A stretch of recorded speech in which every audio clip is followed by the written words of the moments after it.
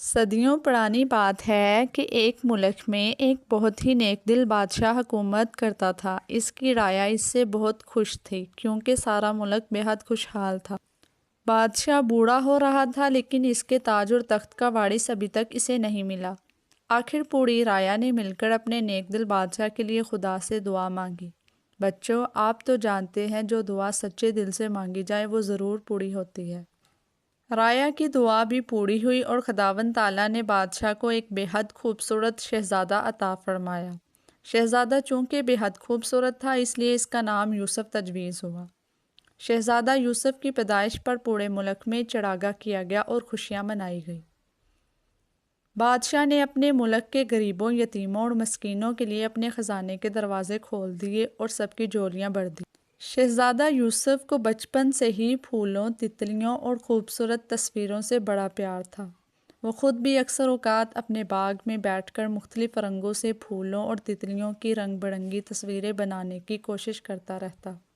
آخر شہزادہ 16 سال کا ہو گیا تو تصویریں بنانے کا اس کا شوق اور بھی ترقی کر گیا۔ اب وہ اپنے ہاتھ سے طرح طرح کی تصویریں مختلف رنگوں سے برش کے ساتھ کاغذ پر بناتا رہتا تھا۔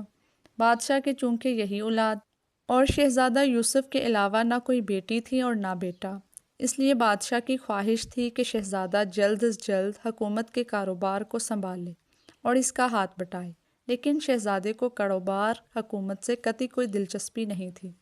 وہ تو بس ہر وقت تصویریں ہی بناتا رہتا، صبح سے شام اور شام سے صبح ہو جاتی، لیکن شہزادے کے ہاتھ سے برش الگ نہیں ہوتا تھا۔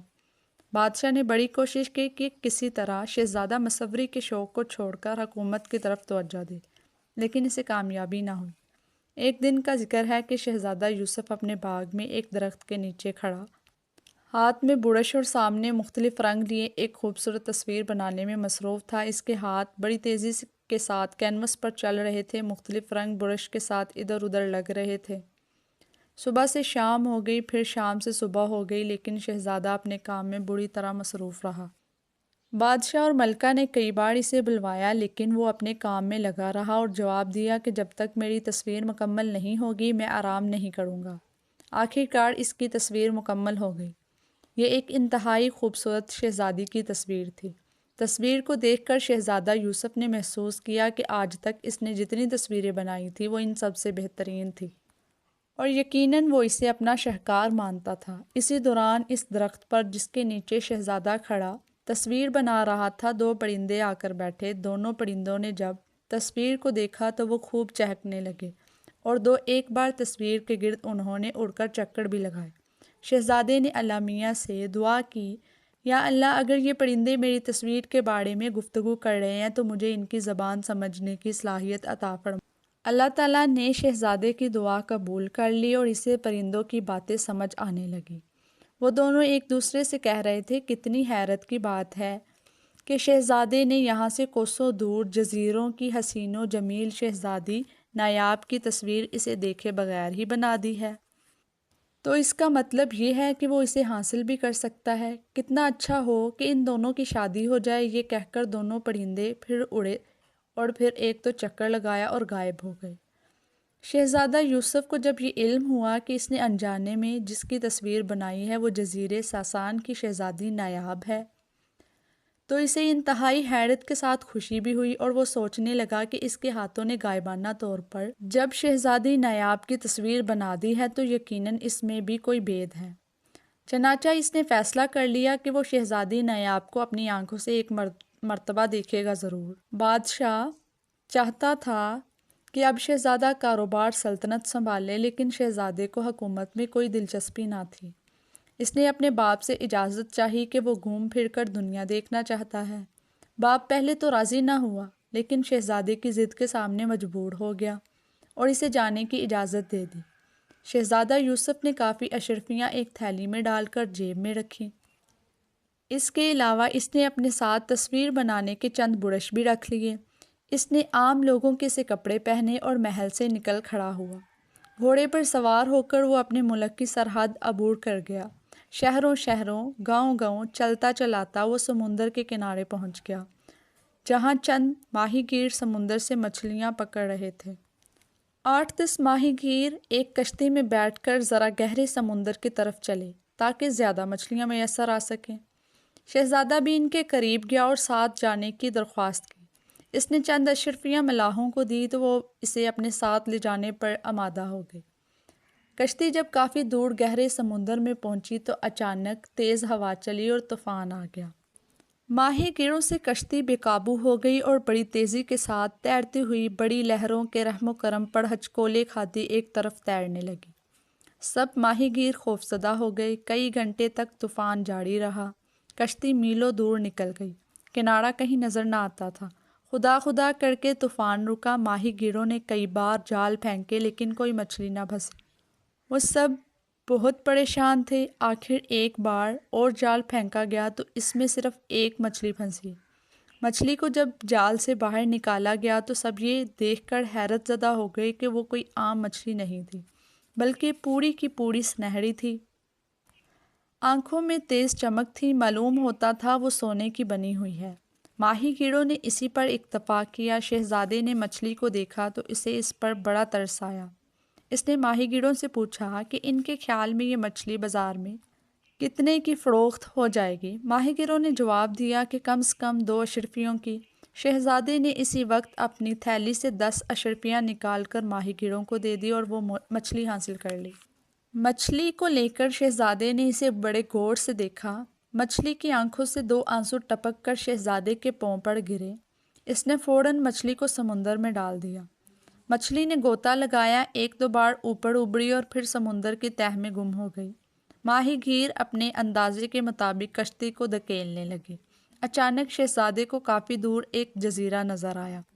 اس نے ماہی گیروں کو کہا کہ اگر وہ اسے اس جزیرے تک پہنچا دے تو وہ انہیں 10-10 اشرفیاں اور دے گا۔ ماہی گیر فوراً رضامند ہو گئے اور انہوں نے جلدی جلدی کشتی کو دھکیلتے ہوئے اسے اس جزیرے تک پہنچا دیا۔ شہزادہ یوسف کشتی سے اتر گیا اور جزیرے میں داخل ہو گیا۔ وہ ایک گمنام سا جزیرہ تھا۔ ہر طرف سبزہ ہی سبزہ تھا، درخت ہی درخت تھے، لیکن کہیں کوئی انسان نظر نہ آتا تھا۔ چاروں طرف پھوک عالم تھا۔ شہزادے نے دیکھا کہ وہاں پر بے شمار پھلوں کے درخت بھی تھے۔ اس نے جلدی جلدی سے کئی پھل توڑ کر کھائے۔ وہ کافی دیر تک جزیرے میں پھرتا رہا مگر کوئی شخص اسے نہ ملا۔ وہ پریشان ہو گیا اور تھک کر ایک درخت کے نیچے لیٹ گیا۔ اسے لیٹے لیٹے تھکن کی وجہ سے غنودگی سی آ گئی۔ اسے ہلکی ہلکی نیند آنے لگی۔ اچانک اسے بہت سے گھوڑوں کی ٹاپوں کی آواز سنائی دی۔ وہ ہڑبڑا کر اٹھ بیٹھا اور آنکھیں ملتا ہوا ادھر ادھر دیکھنے لگا۔ اسے کافی دور سے گھڑ سوار آتے دکھائی دیے۔ وہ بھاگ کر ایک درخت کی اوٹ میں کھڑا ہو گیا اور سامنے نظریں جما دی۔ چند ہی لمحوں بعد 12 سفید رنگ کے گھوڑوں والی ایک خوبصورت رتھ اس کے سامنے سے گزری۔ اس رتھ میں ایک انتہائی حسین و جمیل شہزادی سوار تھی۔ وہ بس ایک ہلکی سی جھلک ہی اس کی دیکھ سکا۔ رتھ بڑی تیزی کے ساتھ اس کے سامنے سے گزر گئی۔ رتھ کے پیچھے 25-30 سیاہ رنگ کے گھوڑے تھے جن پر لڑکیاں سوار تھیں۔ وہ سب اس رتھ کی محافظ تھیں۔ گھوڑے کے گزرنے کے بعد گرد و غبار میں وہ حیرت زدہ پلکیں جھپکائے کھڑے دیکھتا رہا۔ غبار کی تہہ چھٹی تو اس کی نظر زمین پر پڑے ہوئے ایک سفید رومال پر پڑی۔ اس نے بھاگ کر وہ رومال اٹھا لیا اور بڑی تیزی کے ساتھ اس رستے پر بھاگنے لگا جدھر وہ رتھ گئی تھی، لیکن اسے دور دور تک کچھ نظر نہ آیا۔ کافی دیر بھاگنے کے بعد آخرکار اسے دور سے ایک قلعہ نظر آیا۔ اس نے قلعے کو قریب آ کر دیکھا اور حیران ہوا۔ ایسے ویرانے میں انتہائی شاندار قلعہ کس نے بنوایا ہوگا؟ پھر اس کے ذہن میں آیا کہ وہ رتھ والی شہزادی یقیناً اس قلعہ میں گئی ہوگی۔ وہ فوراً وہاں سے واپس پلٹ آیا اور اس نے چند رنگ برنگے پھول توڑ کر ان کا عرق نچوڑا اور ایک درخت کے نیچے بیٹھ کر اس کے رس کے ساتھ اپنے بوڑھے سے ریشمی سفید رومال پر تصویریں بنانے لگا۔ چند منٹ میں ہی اس نے رومال کے اوپر پھولوں کے رنگوں کے ساتھ اپنی ہی خوبصورت تصویر بنا دی۔ تصویر بنانے کے بعد اس نے سفید رومال کو اپنے سامنے کر کے دیکھا تو اسے اپنی ہی تصویر دیکھ کر حیرانگی ہوئی۔